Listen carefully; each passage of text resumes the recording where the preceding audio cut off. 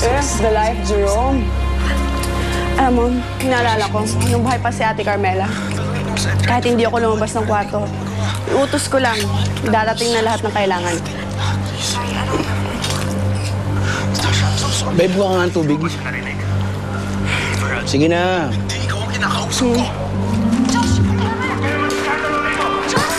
Basta ka naman. Josh, ang ginagawa mo dito. Yung best ko masasabihin sa'yo, tapos na tayo. Natasha, she wants nothing to me. I tried to forget about you, pero hindi ko pa rin magawa. Natasha, mahal kita. So yan. Papagod ka pa kasi. Bakit di mo nalang kunin ang diretso sa nanay niya si Rosan? Pag di sumikat soli mo, balik mo. Sa tingin mo talaga, pag binigla ko ng ganyan yung bata, sasama sa akin yon? Ano ka ba? Parang negosyo yan eh.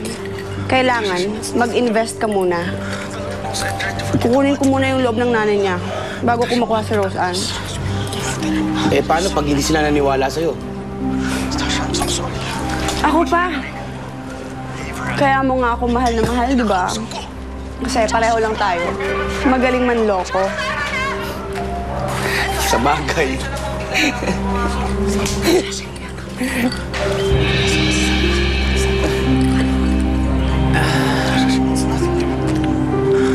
Babe, masaya na. Sige na.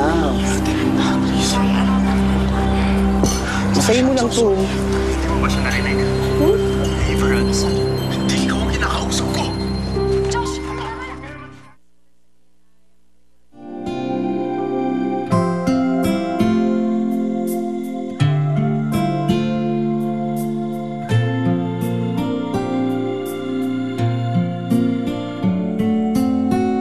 Pinagsisihan ko na ng matagal ang pagtaboy ko sa inyo, Remy.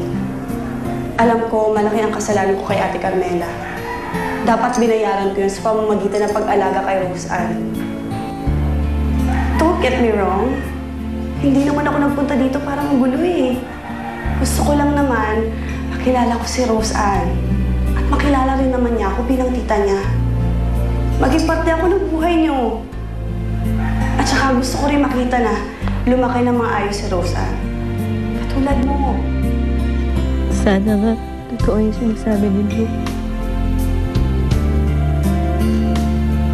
Sana nga nandito na siya uli para makabawi sa'yo.